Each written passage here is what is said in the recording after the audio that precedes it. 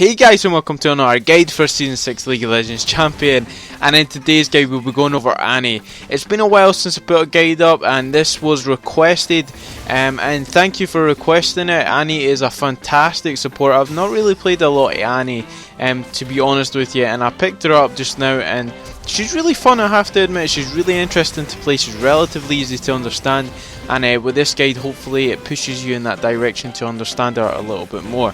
Even if you've never played her before or any type of support champion like Annie, this guide will certainly help you, and I'll go in depth to further your knowledge with her. So, speaking of Annie, I'm going to bring up her skills just now and I'm going to explain thoroughly what her skills are about.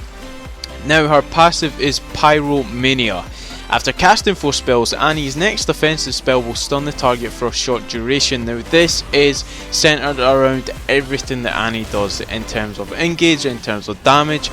Everything is revolved around the stun, and it's important to always charge your stun as well. I'll go over that once I've got through the rest of the skills.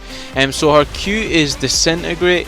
Annie hurls a mana-infused fireball, dealing damage and refunding the mana cost if it destroys the target. This can count for CS and stuff like that, but you won't be CSing them much, and hopefully you don't kill steal as much, because Annie is a little bit of a kill stealer. So be prepared to have a little bit angry ADC if you take the kill and stuff. It shouldn't really matter because you can build Annie in the support role to carry the game as well. Our W is Incinerate. Annie casts a blazing cone of fire, dealing damage to all enemies in the area. This is relatively simple and easy to understand. Cone shape, you know, goes out, does a AoE type of damage. Our E is Molten Shield. Increases Annie's armor and magic resist and damages enemies who hit Annie with basic attacks. Relatively easy to understand. It's a shield. This is probably the number one skill that you'll use to charge your stun. You will always cast this because it has a relatively short mana cost. Its cooldown is a little bit iffy, but its mana cost is only like 20 mana for a cost, and this will be the last thing that you upgrade as well. So it'll always be 20 and it'll always be used for charging up that stun. Her R is Summon Tibbers. Annie will bear Tibbers to life, dealing damage to units in the area. Tibbers can attack and also burns enemies that stand near him. Now this is important as well, this all ties in with their stun. What you want to do, you want to charge up your stun with Annie, then you want to, you're always playing around her flash as well, that's also important. I'll get to that as well once I explain thoroughly out the guide.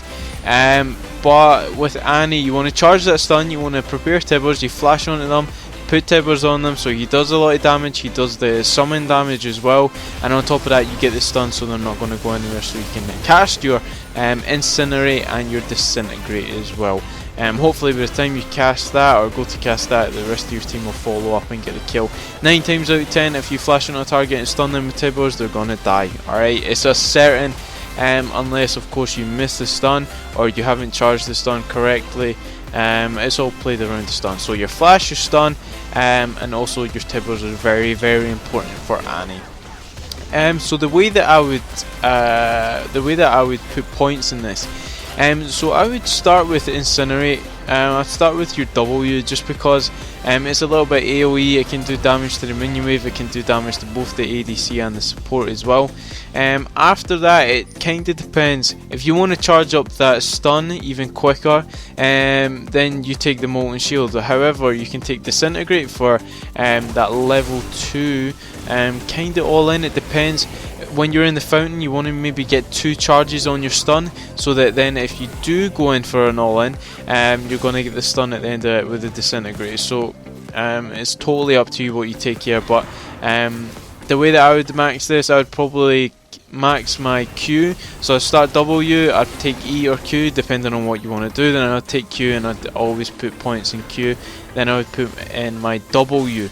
And of course you're always going to put a point in Tibbers every time you have them, because it's very important to Annie, very, very important. It's her teddy bear, you want to keep her not too far away from her teddy bear, because he does offer a lot of protection and damage. So we've gone over the combo, we've gone over what we'll max. Next on the list is to do the runes. Now these are my runes. I always say this whenever I go over the runes in my guides, but however you can do them any way you like. I go 9 Mark of Hybrid Pen Reds, 9 Seal of Health Yellows, 9 Glitz of Ability Power Blues, and 3 Quintessences of Armor. Now, the reason that I go 9 Mark of Hybrid Pen Reds is so you have a lot more auto attack proficiency. So you do a little bit more damage, you can proc your spell thieves, you know, you can do all that, but you do that extra damage as well. So you're offering pressure with your auto attacks, as well as having the magic pen in there for your skills as well. Health is really good on Annie, she really scales pretty well with it. I wouldn't take armor.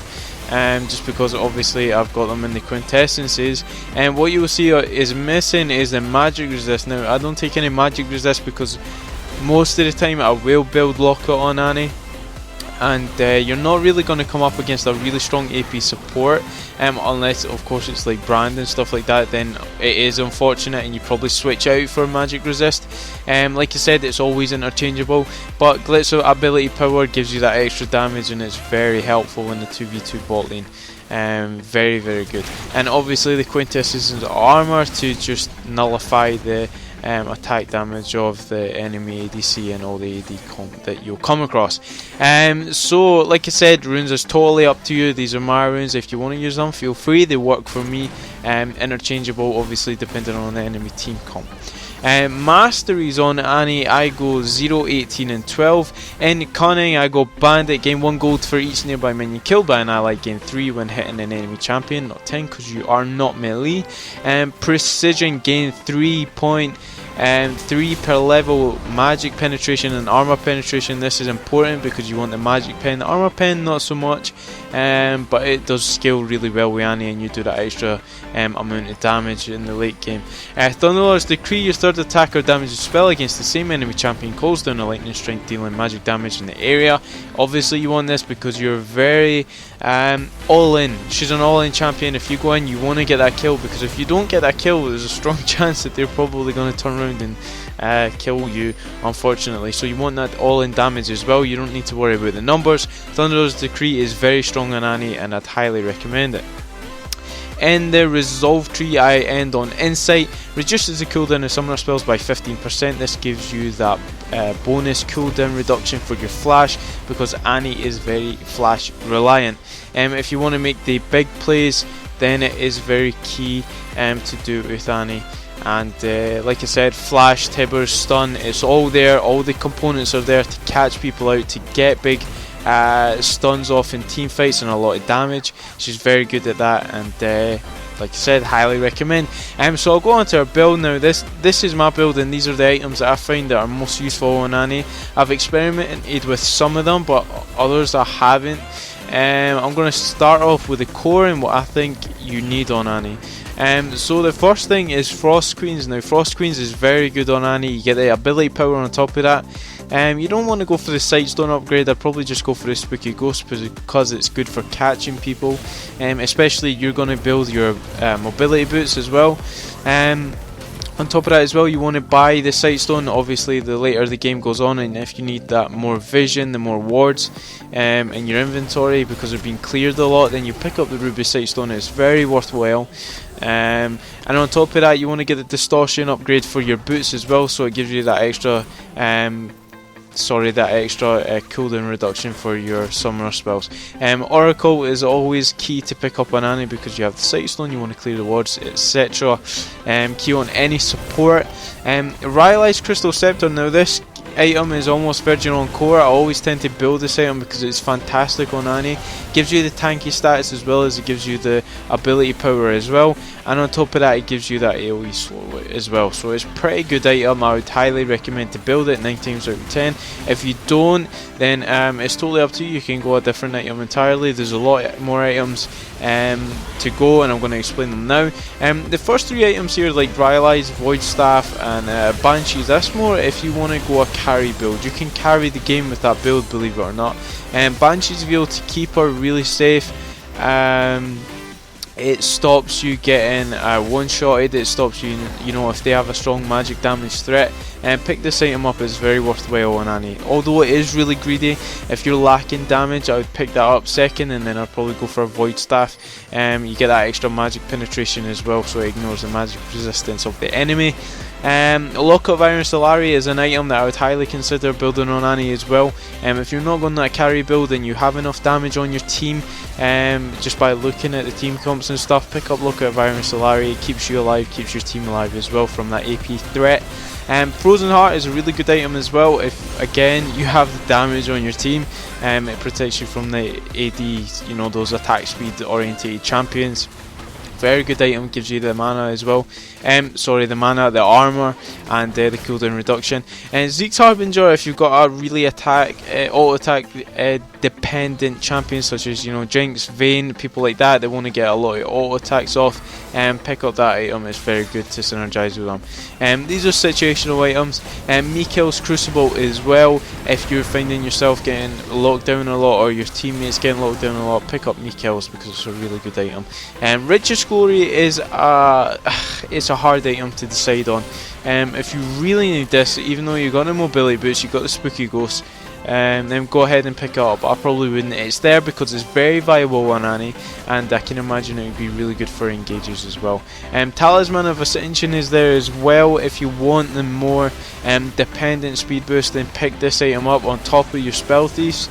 Your Frostqueen, sorry. It does offer the active, and it does offer you a lot more gold income as well, but I probably wouldn't waste my time with it because you can get away with your spooky ghosts and your mobility boots as well. So like I said, these are situational items. You will make the decision based on the game and how the game is going in your favour. And that is pretty much her build. Now, like I said, this was my first time playing Annie. I haven't played her before. Fantastic champion, had a lot of fun with her, and highly recommend her. So thank you for recommending me Annie to play. Like I said, if you guys want any more champions you want me to go over, just leave your suggestion in the comment section below and I'll get right on it. So once again guys, this has been my Annie guide. I hope it's encouraged you to play her. Thank you for watching, and I shall see you in the next one.